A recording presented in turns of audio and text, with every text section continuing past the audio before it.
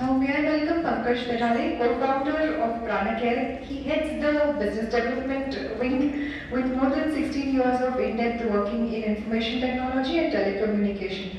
Pankaj brings to Pranacare a global sales and support experience from numerous countries. Over to you, Pankaj, if you could talk about the commercials of the Thank you, product. ma'am. So first of all, thanks everyone for sparing your time and being here. Thank you to all the guests for gracing this event. Very useful guidance and feedback from Shilpa ma'am, Zamrul ma'am, and Ambika ma'am. So I'm heading business development in Pranacare. So now that we have really covered the clinical aspects of it, pretty much what is your core topic, I'd like to also shed some light on the business side of it. Because at the end of the day, it's a business, and anything new that we do is an investment. And there has to be a thought on return on investment. If we are spending on something, how exactly this is going to look like. So I just kind of reiterate the same points, but my angle will be more from business side as opposed to the clinical, as we have discussed so far. So let's go through a few of the highlights. So it's a cloud-based SaaS platform. Now, how many of you really know what is really this cloud-based thing? Can I just have can you raise your hands? How many of you have heard there's something called as cloud? Right? कुछ तो आजकल लोग बोलते हैं cloud. Even when I started wondering why this word cloud. So what cloud basically means is, I'll spend some time on that so that we all understand where we are investing. Whenever we buy a new car, anything that new we buy, we do a lot of review. We understand thoroughly what the thing is, how that is going to be useful to me. So besides clinical, this is another aspect that I want everyone to understand that will make embracing the technology a bit easier. Okay, so cloud is, can we go back to first time? Okay, so let's say it's pretty clear that we all want to go digital. Now what are my options? One is I start developing my own software.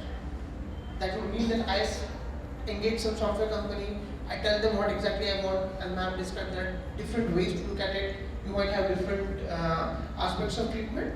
So probably go with the software developer or a company, tell them what you want to do.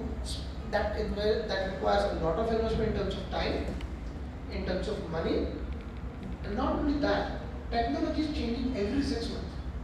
Your mobile phones, your laptops are changing every 6 months. It's quite dynamic. So the example that Zamrul ma'am gave, floppy disks and Excel sheets. Then we had online portals, then we got laptops, then a lot of people started getting websites, then social media came in, online payment came in, WhatsApp chat came in, then that integration, now we have chatbots, there's something called as artificial intelligence, there's something called as cloud. So this technology is going to throw something new every 6 months. Are we really in position to invest our time and money every 6 months to upgrade ourselves? Our 5-year-old phone won't really work now. Or our old laptops, simply they won't be able to cope up with the new softwares that we have. So there's something called as TCO, total cost of ownership. So when we are trying to go digital and invest something, if we go with a cloud-based platform, cloud-based is something where it's a common platform which is developed by an expert company, and you all are using it as a subscription. It's like public transport. Either you buy your own car or you go with the public transport. What's cheaper? It's the public transport. It's the same thing. Rather than developing my own software and spending my own time, I rather use a common software which is somewhere remotely hosted. So I don't need to keep a machine for it. I don't need to put AC. I don't need to put antivirus. I don't need to keep it secure. The experts are taking care of it. I'm simply subscribing as per my requirement. And that's what is called as a SaaS. SaaS is a software as a service. Instead of rather than developing yourself, you're simply using it as a service at some limited fees. So your overall investment will be X amount per month or X amount per year as opposed to investing in the complete whole setup. So that's where the total cost of ownership is significantly lower if you go with the subscription model. This is true for any software, not just Pranacare. Most of the softwares are cloud-based, so we encourage that you go with cloud-based platforms as opposed to buying something of your, developing something of your own. Ease of latest technology upgrades, that I said, it's a technical hassle if you try to do it on your own. Every 6 months you have to upgrade. Allows focus on your core business. So the whole idea is, being a dietitian, your core competency is about dietetic consulting. Your 95% time should be going on that. And all the other operational aspects you should offload into technology. And that makes it economically a good option. Then a few points I would like to cover is digital experience. We also, from clinical side and from practice side, ma'am had thoroughly explained on what it means. I would try to put it from patient's side as well. Nowadays we have WhatsApp, we have Swiggy, we have Ola, Uber, Book My Show, IRCTC. Imagine all of these companies shut down for 7 days. Can we really survive? I'm used to Ola. I don't want to wait for an auto rickshaw or a cab. Right? I don't want to go to theatre and end up disappointed if there is no booking. Right? Same with the railway tickets, no one probably stands in the queues nowadays. So the patients and overall population is getting used to this digital experience where they don't want any hassle. Now most of the dietitians I recently met, the challenge is they travel 1-2 hours just to reach the hospital. And the patient is also traveling same amount of time. If both of them come by and take Uber, it takes only 250 rupees one way to reach the hospital. Now, can you imagine the amount of time and money you are putting just to be there? And that is one of the reasons, like, people are saying that everyone is asking that can we really do follow-up sessions at least online?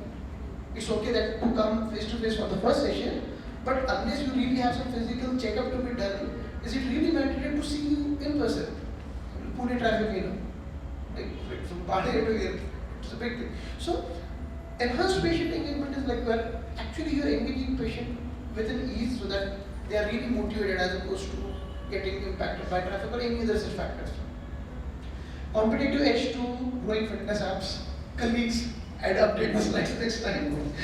The Quack colleagues. So obviously, one of the reasons why there are a lot of, not only Quack, there are a lot of other online companies or apps which are very successful is because they have really upper in terms of technology. The way they market, the way they really promote themselves, the way they really have user experience is really digital. And we both had this like the same observation that a lot of experts in market who are really having a long experience, the only thing missing is the technical edge. If you really have that technical partner who can give you something like same like Identify Me or same like Spots, you would have a lot of upgrade because you really have that experience in the market, right? So competitive edge is one thing, and client experience as per market standards which I have discussed already, like everything under single digital roof. So these are the few aspects why you should really consider a cloud platform and why experience is important. Can we go to the next slide? Now let's come to what really is on the table. Okay, so we have two plans. Earlier we had one single plan because we recently started, but then we realized after like speaking to a lot of like dietitians that the ability to adapt the digitization may not be same with everyone. Few people may want to adapt partially. Few people already have certain softwares. A lot of dietitians have said that I'm absolutely fine with Practo managing my appointments. So something which is already established, do you really want me to disturb that setup? And that's where our strategy comes in. We are absolutely complementary to your existing softwares. The offerings that we have do not mandate that you actually replace your existing one, but you tell us what are your business challenges, what are the gaps, and we will suggest that to address that gap, this is what you should actually take it from us.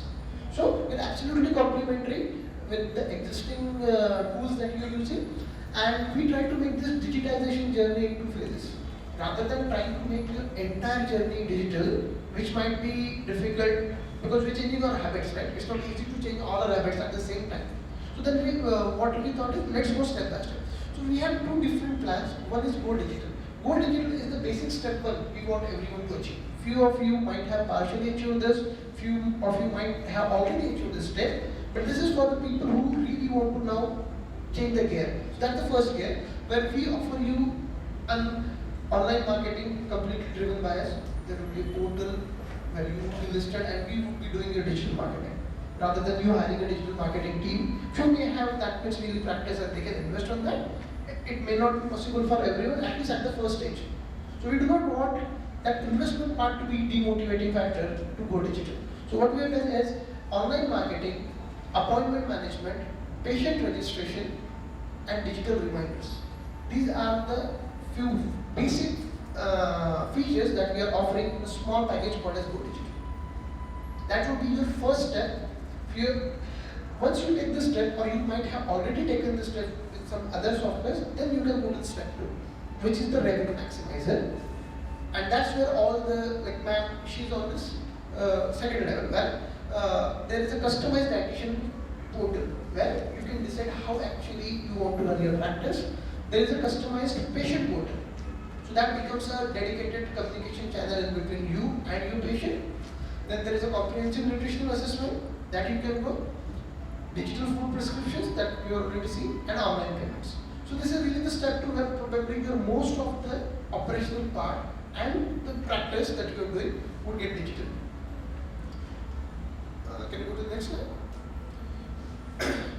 So as I said, we are putting some additional money. We need to understand what we are going to get out of it. Unless we don't really understand and the return on investment is justified, it won't make sense to spend on anything. So what are the commercial advantages, right? So the first and foremost is the increased income from the additional consultation in the same time. It might not really sound big deal, but if you actually count 10 minutes saved per appointment for a full-time dietitian, and if they are having, let's say, 10 appointments a day, probably they are saving 1.5 hours. That is 2 consultation of 45 minutes, probably 1,000 into 2,000 rupees there itself. Even though it's a small 10-minute saving, probably that 10-minute saving won't happen on the day one. You might take first 1 month to get familiar with the software. But once you are familiar with the software and you are actually doing something in 10 minutes lesser, that 10 minutes accumulated over the day can actually give you a lot of financial returns, which will significantly override the cost that you are investing. Second is reminders and notification via SMS, WhatsApp, email, resulting in increased income from the follow-up consultation. Now, dietetic consulting is something which is really a proactive kind of thing, right? Not necessarily that if I have a fever, I know I have to take the medicines, otherwise I won't get cured. There's no way out of it, right? So I probably don't need a push, or there is motivation aspect isn't involved. But in dietetic consultation, a lot of motivation factors are involved. So I've seen a lot of people saying that their patient dropout rate is. They are very enthusiastic in first month, slowly वो फिर die होते जाता है and they completely lose out. Now, it's a tricky situation from business point of view that you have invested money in your business and you solely depend on motivation of the another person for your next revenue. So if I'm motivated, I'll come next time and you get next consulting fees. If I don't, you won't. So it's complete dependency, right? So you really need to take charge not only for the other clinical reasons that I mentioned, but also from financial reasons. Because if I don't come back, you're not going to recover the money that you have invested. So this digital reminders and engagement actually helps you to increase your footfall, and that is the additional revenue which will significantly be more than what you invest. And it opens door for high margin online consulting. Zero infrastructure cost, zero manpower cost. There is a lot of expat population, Indian expats outside India, a lot of them. And mostly the first generation Indians who have either relocated or who are actually traveling abroad, their eating habits are still Indian. They haven't changed their habits so that they would follow, let's say, US diet or a Chinese diet. So they still need an Indian dietitian. The local dietitians in whatever country they are not really that helpful if they are first generation Indians, and that's a big crowd. And they have a good paying capacity. I'm putting everything in business concept. So this is a big area which is still unexplored. Very few countries have local dietitians, and a lot of people actually connect with dietitians in India. If you have this online, if they have their own digital portal where they can have a dedicated interaction with you, that gives them a feel that okay, everything is under single umbrella, pretty much at the same place. So those are the commercial activities. You can go to the next slide. Would like to spend some time on our charging principles, or I call it fair charging policy. This is purely based on the market experience on what are the practices are followed typically by different software companies. So we offer feature-based plans which gives you flexibility of selecting appropriate plan and optimize the cost. As I said, if you already have something, would you want to pay double for it? even though you are not going to use it. So what I do is, like, I normally reach out to every individual, have a specific discussion on what is the pain area, and the costing is arrived based on what features that you want to use. There are two generic plans that I have mentioned. They are a generic view of what would be your 2 steps, but the overall idea is not to charge you if you are not going to use that feature. That's the basic principle. Second thing is, we charge only for active clients to generate revenue for you. So, ma'am said she has some 900 patients from last 1 year. Now, if you put all those patients on the platform, should I be charging for 900 or should I be charging for the 70 which she has in this month? Only 70. Next month there will be some sales. The month later it will be maybe 90. So, we have a concept of active users. So, we charge per user basis. So, your cost is only as per the number of patients that you have, irrespective of how many old patients you have on the platform. So this month, if you have X number of patients who came for your consulting and they paid you fees, we will charge only for them. So it's not a flat fees model, it is on per user basis. So you have made slots like 10, 25, 50, 75, 100, depending on the number of patients you have, you pay. So someone with a lesser amount of patients would obviously pay this. No limits on number of consultation for active client in a month. Right? So once we charge you for one patient, whether you call him for consultation once a month, twice a month, every week, or every day, doesn't actually matter for us. We don't really track each of, like, there are a lot of platforms, we don't track each appointment and we will take revenue share for each of the consulting fees that you take from one appointment. We don't really get it to that level. Once a patient is charged for a month, that's it. We don't mind how many times you may want to consult them. No limit on total number of client profiles stored on one platform. Probably in a year time, probably after a year or two, you might have more than 1,000 patients on this platform. But then, from charging point of view, we would still charge you only the active patients which are coming for the consultation. So these are a few principles I wanted to share in terms of charging. Can we go to the next slide? So that's the last part, exclusive offer for the people present in this session. So this Go Digital plan comes at 500 rupees per month if you have a spot subscription today before you leave. You can take it for a month, you can take it for a quarter, you can take it for a year, depending on what is your plan and how comfortable you are. Annual subscription of a revenue maximizer, which is really the second gear where you have fairly digital, that comes at 1,000 rupees per month for the spot subscription. We are still open for understanding the detailed business flows and what all you want to do, and we can have customized pricing. But this is a generic plans that we are offering, and I would request you can benefit from this. This is exclusively for this session. Pricing discussion session stays in this session. Beyond the session, probably these figures will be the same.